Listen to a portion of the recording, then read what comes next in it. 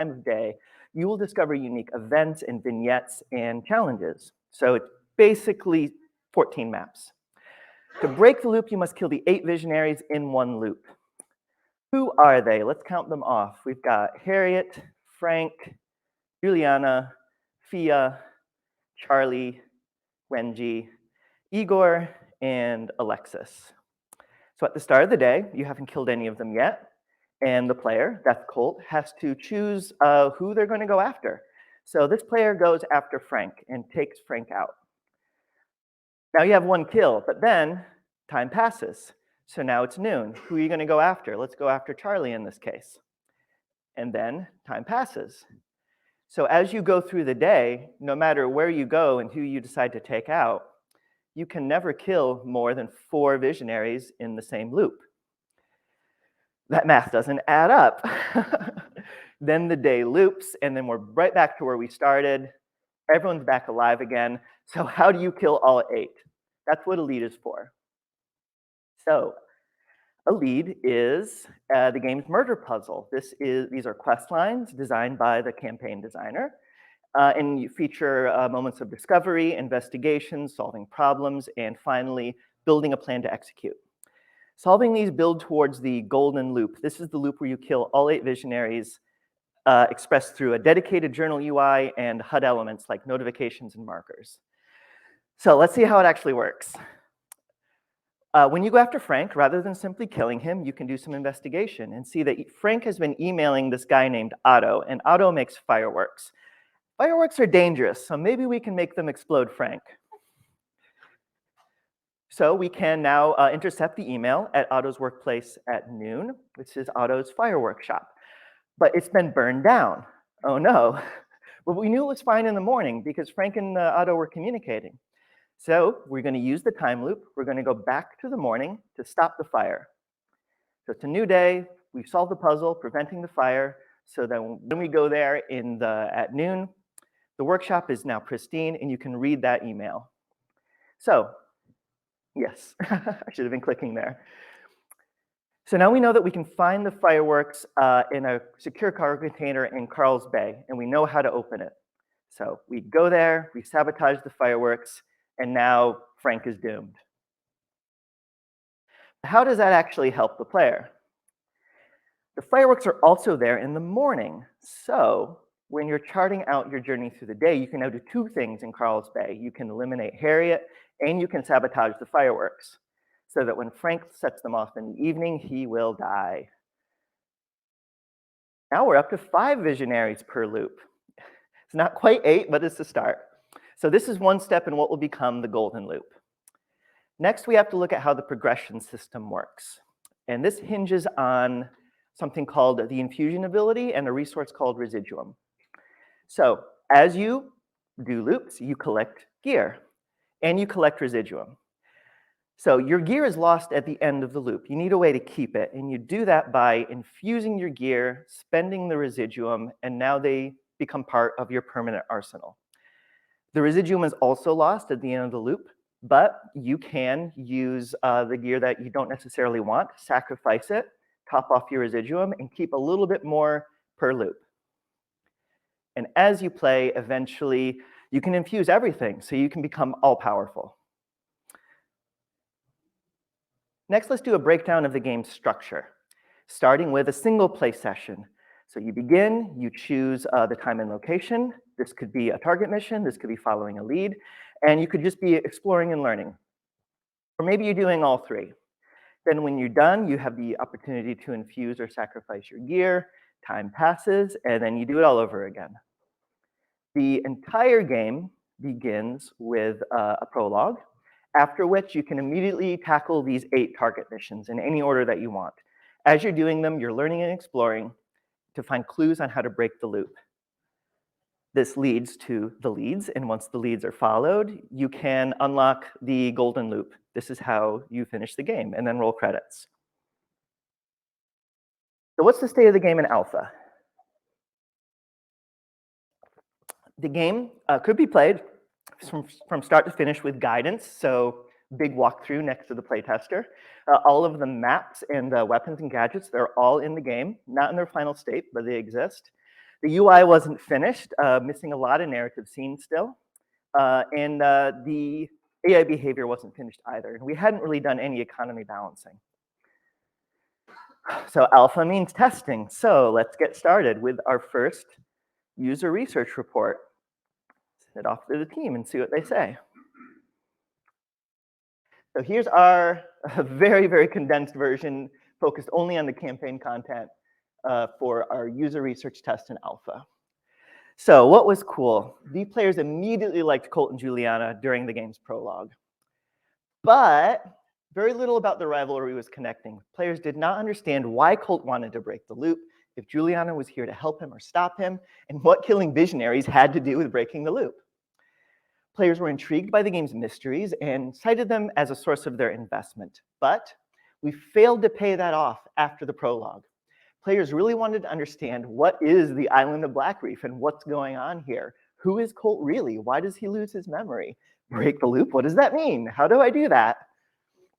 We told them, but they forgot. Players found it to be an interesting but confusing roguelike, and that's actually not cool at all because Deathloop isn't a roguelike. Players didn't understand when and why you'd lose your gear, or that Residuum and Infusion could be used to keep your gear. Players found the minute-to-minute gameplay to be enjoyable, but they all played it like a straightforward first-person shooter. They didn't understand that you get nowhere if you just killed the visionaries over and over without looking for clues, or that the time of day mattered. But they really didn't understand that you needed to kill all 8 in a single loop. They would just kill all 8 and then wonder why the credits didn't roll. Or that some of them didn't even realize that they were in a time loop at all. Oops. So, but some players did manage to find that fireworks lead and completed it. And these are the players who seemed to get the game. They reported enthusiasm and they wanted to see it through to the end. To those players, the game worked. So we had an onboarding problem. We had put so much work and effort into making the game's mysteries pop and be really compelling. And then it worked spectacularly. Players were totally lost and confused. So we weren't so much onboarding as unboarding the players. So how do we solve that? Let's define it first. This is the player's overwhelming sense of confusion as a direct result of the game's prologue, often lasting for several hours. That's too long. What's our goals here? We want to reduce the mystery overload during the prologue. Or do we? Because players actually liked the mystery. The problem is they went on for far too long. So instead, let's maybe give them what they want. Let's provide a payoff to some of the mysteries during the first hours of the game. Let's clarify Colt and Juliana's conflict of breaking the loop. Colt wants to break it. Juliana wants to protect it. We will put a spotlight on the time loop and how it works, and demystify that progression system involving Residuum and Infusion. So after a lot of really intense discussions, we decided we need an extended opening chapter. And this would be linear, use the leads UI that we already had, and not allow the player to choose their location or time of day. We were going to hide that UI completely and essentially make the beginning of the game structured like any other narrative action game where you go from map to map, completing your goals to ease the players into this world. But this is game dev, so we have constraints. First being that we were not going to make any new maps for this, and edits to existing maps had to be liked. We had to reuse as much existing narrative and art as possible. It must coexist with existing content from the game because we're adding it to the existing maps. And the visionary encounters in mid to late game content should be avoided to avoid big difficulty spikes. All right, let's get started. What follows is not an explanation of the new opening chapter. It's a walkthrough of us designing it, so things might get a little bumpy. We thought the prologue worked. We were going to keep it, so we were going to begin the opening chapter with that. It just made sense. But when I'm designing things, I want to nail down where we're going before we figure out anything else. So I wanted to figure out what's our conclusion. And we're going to cannibalize content to do this. Starting with Juliana's target mission, this really wasn't working. But some things about it were still good. So we also took the beginning of Juliana's lead, the hunt, just the first stages, And this is where Juliana isn't there, but you meet one of the very few friendly NPCs in the game. So we felt like that would really help ease the player into the world to see a friendly face. So we put those into the cooking pot along with, very importantly, the moment where Colt learns how to break the loop. It was coming too soon. So we take that, we mix it all up, and we get what is actually just a document. This is the loop preservation protocol. This is the thing that teaches the player how to break the loop. And we're going to keep that friendly NPC encounter. So in the new version, Colt is actually searching for this document because Colt doesn't know how to break the loop. He wants to know how. So it's going to clarify why killing all 8 visionaries breaks the loop, and that these visionaries are going to spread out all across the world to make this impossible. This friendly NPC will elaborate and send you on the right track of breaking the loop. This also gives players who don't read something to listen to. So Colt learns how to break the loop at the beginning, at the end of the, excuse me. Colt now learns how to break the loop at the end of the opening chapter rather than like 10 minutes into the game. What happens along the way? This is a chapter, right? We are going to put a spotlight on the time loop and how it works. So we want to visit the same location at different times and use knowledge and the loop to solve a problem. So we're going to start with the district. We don't know where it is. It doesn't matter yet. What's important is we're going to visit it in the morning and in the evening. This is going to show clear contrasts and a good difference between the different times of the day. Visit the same place at 2 times. And we're going to do something here. We don't know what yet, but we have to figure that out. Let's give the player a problem to solve. A very simple problem is a locked safe. You already know what the solution is. You need the key code for the safe. So then we put that key code somewhere else in the world. You're visiting another district at a different time of the day. And then when you return with the code, you find that it's actually been broken into and it's empty. Someone got to it first. But you're in a time loop, so you can loop back to the morning, keeping the knowledge of the safe code, and now you can open the safe and find your goal, which we have already figured out. That is that document, the loop preservation protocol. So you get to read the document, and then that triggers this friendly NPC scene. Okay, so we want to flesh this out a bit more, adding another district and time period with another action. We don't know what this is yet.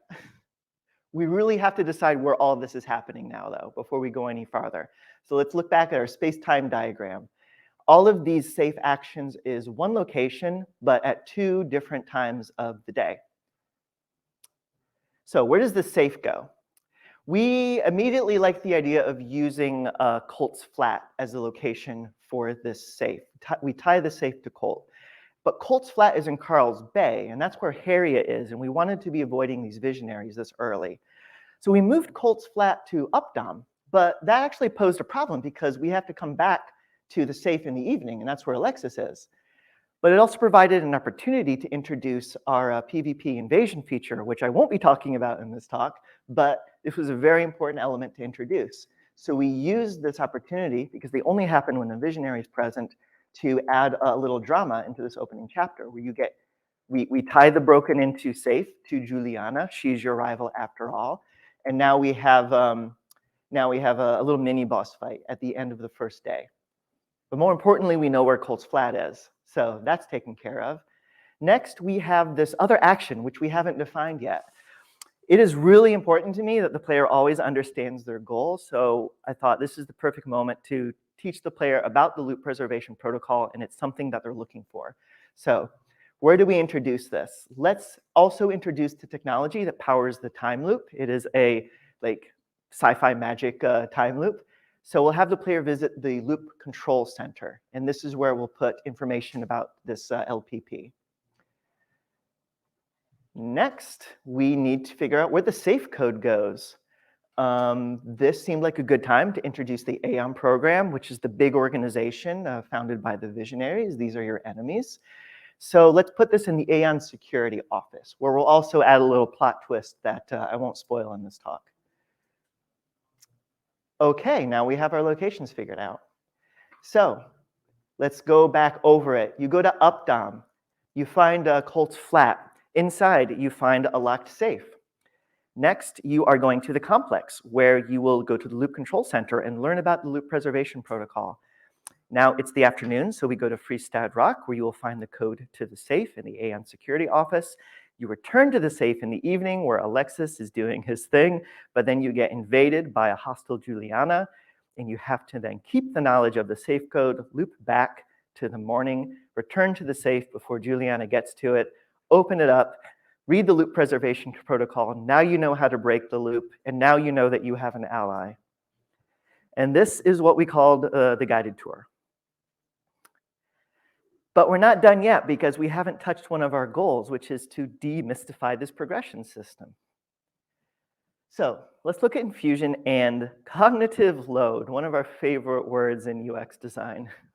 So when the player starts the game, they have weapons. They also have gadgets, like a fairly complex hack tool with multiple uses and a much more complex grenade system. And you also have magical abilities, like a respawn ability, a double jump, an upgrade for your weapon. And on top of all of that, you have something called infusion. And that's a problem, because when infusion is introduced, it's along with a ton of other mechanics. We have tutorials popping every 3 seconds, and it's a solution to the problem of losing your gear at the end of the loop. But that's not going to happen for another hour or 2 of play. We've given the solution too soon. So instead, we go into the prologue and remove all mention of infusion, just completely cut. During the guided tour, we're going to draw attention to when and why you lose your gear. And then while you're playing, the player is now going to experience the problem of gear loss firsthand. So now they know what the problem is before we give them a solution. Next, as you explore, you eventually can find Wenji's lab, and you learn about this cool thing called infusion that lets you keep your gear. We design a puzzle around it. We give the player the ability. As part of completing the puzzle, we infuse your first weapon, so now you see what it's good for. And we felt pretty good about that. I think I transitioned the slide too fast. So let's add this new stuff to our campaign diagram. So the guided tour goes between the prologue and the target missions, and the infusion vignette goes during that explore and learn phase where you're getting a feel of the lay of the land. Okay, this is where user research comes back in. Let's deliver all this great new stuff to our UR team and see what they say.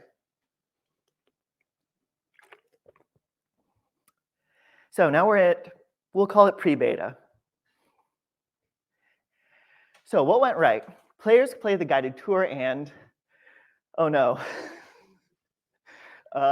Yeah, players did not understand how to complete the guided tour. Many were completely stumped. Many spent hours in each map after their goals were completed, unsure of what to do next. But even worse, players who did complete the guided tour reported just as much confusion as the players from the first user research test, or the alpha test. It wasn't the first one.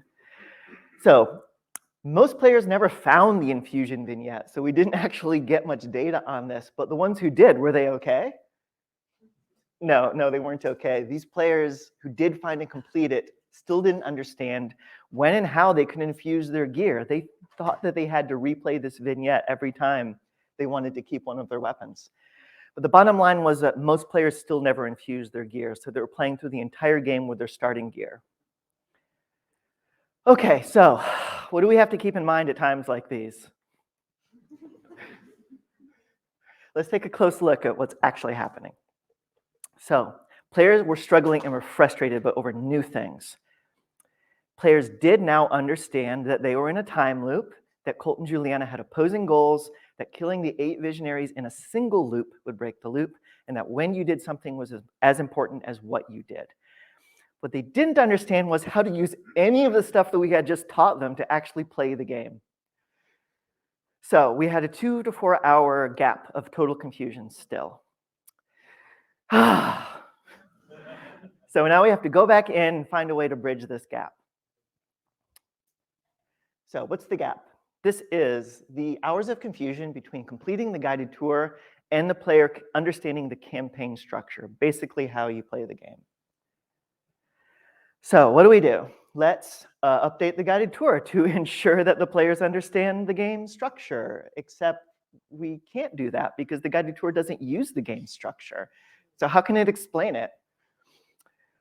This is not going to work. We can't just change this to teach the player. We're going to have to go back into the campaign structure and change it to be easier to understand. So that goes back into the trash can. Now we're going to, after the guided tour, clearly orient the player towards going to the visionary strongholds, but not to kill them, but make searching for clues the main player-facing goal. And then directly connect the visionaries to the leads, which we weren't necessarily doing before, and then drive home that the leads are how you learn how to kill all 8 in one loop. Constraints, again, this is now going to be focused on how the content is presented, not exactly changes to the content. We're almost to beta after all. So let's take a look at breaking the loop clues. What are these? These are clues that result from passive observation. And if followed up with active investigation, it will unlock one of the leads. So for example, the player could find out that Frank has a fireworks show every evening, which could lead the player to investigating Frank, and then you progress through the lead like normal. But maybe your first instinct is to go to that fireworks shop that you found. Or maybe you found that cargo container full of fireworks in the bay. The game is nonlinear. You go where you want, when you want. So the clue isn't giving the player enough information to know where to begin. So this is now creating a gap between finding the first clue and beginning the lead. And honestly, does the player really care about the difference between passive observation and active investigation? I really do, but it turned out most players didn't really. So that idea goes away. I skipped my trash can animation just then. So next we have to look at the target missions, because this is also a problem. So these are pretty classic objective tree type deals. They'll have a title, they'll have objectives, breakdown of tasks. You're here to kill Frank, but most importantly, they have a big fanfare when they're completed. And this gives the impression that you've done everything that you need to do in this area, even if you found nothing related to the lead. So also, killing the visionaries isn't actually your goal until the golden loop. It's actually useless until then. So why were we starting the player with the objective to kill the visionaries? It was purely out of habit. It's the way we've done it in all of our other games. So we just did it by instinct. So now this is going to go away. We're not going to do target missions anymore. And we're going to tie these together. So now it's the lead, not the target mission, that's inviting the player to visit the visionaries. And leads can be kicked off in many ways now. This can be discovered through the world. This is your active investigation, or automatically when you visit a visionary, here's your passive observation. Following a lead could invite the player to visit a visionary, but also just going to the visionary's base could kick off their lead automatically. Okay, so now we pair everything up. Each visionary gets their own lead. If a lead had 2 visionaries before, we would split it in 2. And if they had no lead, we gave them 1. Let's update these names. And there we go. It's the same thing. Now, why don't we end the guided tour with some leads already started? Let's give the player something to do immediately. Infusion was the obvious one. That's a cool thing to start the player on early. But the Alpha UR, I remembered, reported positively about Frank's fireworks leads. The players really liked that one. So I put that into the starting set too. And I thought it would be cool to use visionaries that you either could somehow interact with or be near during the guided tour, which meant Charlie and Alexis, because you spend a lot of time in Updom and that's where they live. Some of the leads can auto-star others. This was one lead before, so it made sense to connect them. And we looked for other useful narrative links. So we did that. We kept some of the leads hidden to reward exploration and the player putting the time into the world. Okay, so that should help. We have a few more things to do. We still have to reduce some friction and cognitive load. So like I said, we eliminated the target mission. So now Alexis's content is super downplayed during the guided tour. He's still there, but we don't draw the player's attention to it. We added some tutorial messaging here at the end of the guided tour to clue the player in to say, hey, there's this infusion ability, you should check it out. Go here. And we added exit markers that would appear when your goals were completed to let the player know, like, okay, you're done, you can exit the map now, here's where to go. And we took the content related to Wenji's lead and we separated it off like physically behind locked doors from the infusion vignette so the players wouldn't get overwhelmed by the amount of info. Okay, great, we solved it. Come on, UR team, let's go. Now we are definitely in beta. So, players were enthusiastic about the game in the hours following the guided tour. Thank goodness. But they still had trouble completing it. We still saw that what should have been mechanics tutorials were still stumping players. They were a bit too puzzly. And in spite of the exit markers, players still spent hours in every map after their goals were completed. Why were they doing that? It's because they didn't realize they could come back later. They were experiencing a fear of missing out. They thought that they had to just trawl the map for content. So it's like they're spending 8 hours in the guided tour instead of like 1.5. Players were able to find the infusion vignette in record numbers, but we don't want record numbers. We want 100%. Every player needs to find it and complete it. And they also didn't understand that it was the infusion vignette that would let them keep their gear, so there wasn't any urgency behind doing this. And we were encouraging players to do it first, but we hadn't been clear enough about its utility. Also, players were still being heavily influenced by their feelings about a familiar genre. So we had players who were saying, I don't like roguelikes, or this is a bad roguelike. Like, of course it is, because it's not one. So players were able to begin the leads in far greater numbers than in previous reports. But players found it frustrating to get very far. No one was skipping time periods. Wait, you can skip time periods? I forgot to mention that to you all. And in fact, we also forgot to mention it to our players, which meant that progressing through a lead was a chore. This wasn't by choice. They didn't know it was possible at all. So without the time period skips, it would take the players playing map after map, maps they didn't want to go to or bother with to complete any of their goals. So if you're playing a Frank's Fireworks lead with time skips, this takes about an hour and a half of gameplay if you really focus on it. But if you're not skipping time periods and you're just like wasting time, this could take almost twice as long. So no one was reaching the golden loop, and the game was described as tedious and boring. That hurts. So how do we end this tedium? This is the feeling that the game is tedious and boring, followed by needless hours in the guided tour, not skipping time periods, and not gaining or using the infusion ability. So you're playing 30 hours with just your starting gear. Okay, so first goal, we're going to teach the player how to skip a time period, and we're going to ensure all players visit the infusion vignette early on. But here's where constraints get nasty, because this is the worst one you could ever face in game dev. We're out of time. And also, it was the end of the year, and we're exhausted, and we need a break. And there's a pandemic going on, so what am I going to do but stay home and play games? But I noticed one thing over and over in the games I was playing. These games have UI tutorials. These are very rare in first-person shooters, but pretty common in other genres.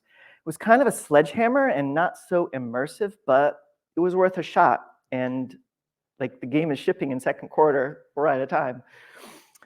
So how are we going to use UI tutorials? This is our proposal that we're proposing to our producers who have told us we're out of time. So here's our location selection UI, or a very gross oversimplification of it. The player would see this UI for the first time after the guided tour, and we're gonna gray out everything but a single element. If you've seen a UI tutorial, you know exactly how this works. It's the complex. This is where we want the player to go next. We then show them a message explaining why. Hey player, you finished the guided tour. Next, you want to get infusion so you can keep your stuff. Now we're going to highlight this. First player, use this widget to wait until the afternoon. They thought it was just decorative. A modal message now which means that each step can't be passed until a certain input is made. So the player must interact with this widget to proceed. Now it's the afternoon. We highlight the complex again. This is where we want the player to go. And we force the player to select the complex. We tell them why, so you can keep your gear. So now every player is brought directly to the infusion vignette at the end of the opening chapter as part of the opening chapter. And we just like explain over and over and over why it's important to go here and do this. So it was unimmersive and a bit clunky, but everyone agreed to the plan, except the people reminding us that we were out of time. So something cool happened at this point. We got a new release date. So this is not a huge amount of time. It's not a lot, but we thought it would be enough. But of course, we're game devs, so you give us 3 more months and we invent 6 more months of work. So what else can we do with this time? We now want to explain Colt's gear so the player knows what they're infusing and provide much clearer guidance throughout the first hours. Solve some of those 2 puzzly situations. So now we're going to take a closer look at this extended opening chapter. We will add a UI tutorial here explaining your loadout, what good is infusion if the player doesn't know what their gear is. We will provide much more detailed guidance for these vignettes using all the tools we have available. We're going to give a message at the end of each map explaining that it's safe to leave the map. You can come back, player. It's okay. You don't have to do everything now. Add in that UI tutorial that I already went over to guide the player to infusion. And there it is. Now we've got an opening chapter. So we've done all that we could think of that we had the time and budget for anyway. And now it's time to hold our breath because this is our last user research milestone before we ship.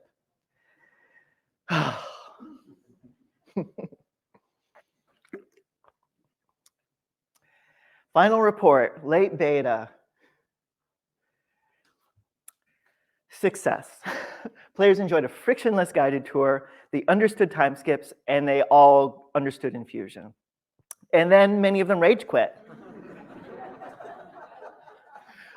What's going on?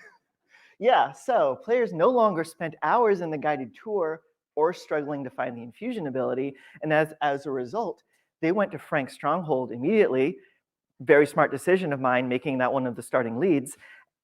And they died over and over and over and over and over and over and over and over. So if they were playing at home, they said they would have shelved the game after hitting this wall and just been done with it. But what's the good news? Once past Frank's stronghold, players progressed through the leads until they completed every lead they could find, and then they got stuck. Players never found Igor or Harriet's leads because I had the brilliant idea of keeping those hidden. The early game had trained them to know that they would find leads by following other leads, but you couldn't find those 2 leads by following other leads.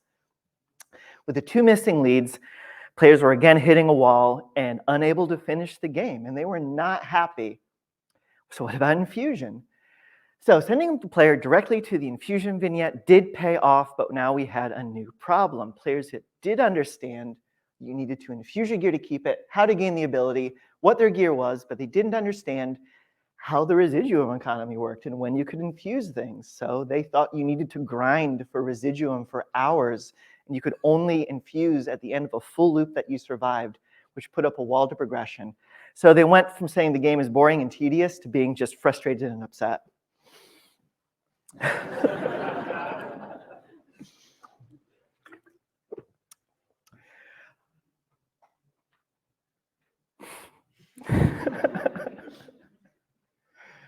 Let's get back to work. This feedback is intense because players were liking the game. With all the friction removed, the scrutiny was now very high. But we were out of time. We had about 2 weeks left. We weren't ready to give up. But there were going to be no more user research tests. We had to get it right the first time. So now we have to dismantle the wall all on our own, and we've got about 2 weeks to do it. So this is the moment that blocked the player's progress. This is Frank's stronghold, Igor and Harriet's leads, and the residuum economy. What do? Let's go to Frank's mission and ease the difficulty. Or how about we don't do that because Frank's stronghold is awesome and players enjoyed it back when they discovered it hours and hours and hours into the game. Let's find another way. Instead, let's make it likely the players will once again only go to Frank's once they're ready. So how about we design some new clues to draw the player to Igor and Harriet's leads, except designing clues takes time and resources, and we don't have those. So we're going to have to repurpose existing content. How about we then devise a through line to ensure that all leads are found on the critical path? Again, this is through just reorganizing the content we already have and help players understand that grinding isn't needed for infusion. And our constraints are that we have about 2 weeks and no more user research tests. So it's now or never. So let's take a look at our problem leads. And like Colt, we're going to kill 2 birds with 1 stone. Let's move the difficult leads to later in the game. So these are no longer starting leads.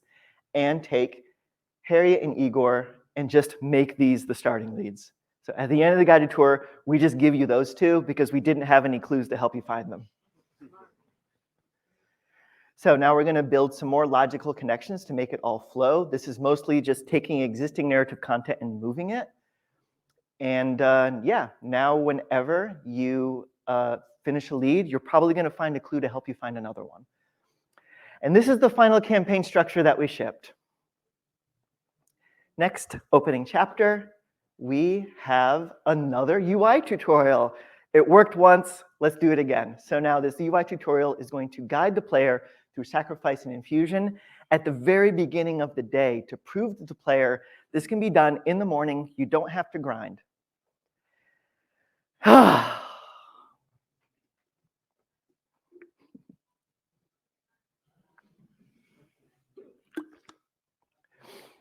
few months later, it's now September 14th, and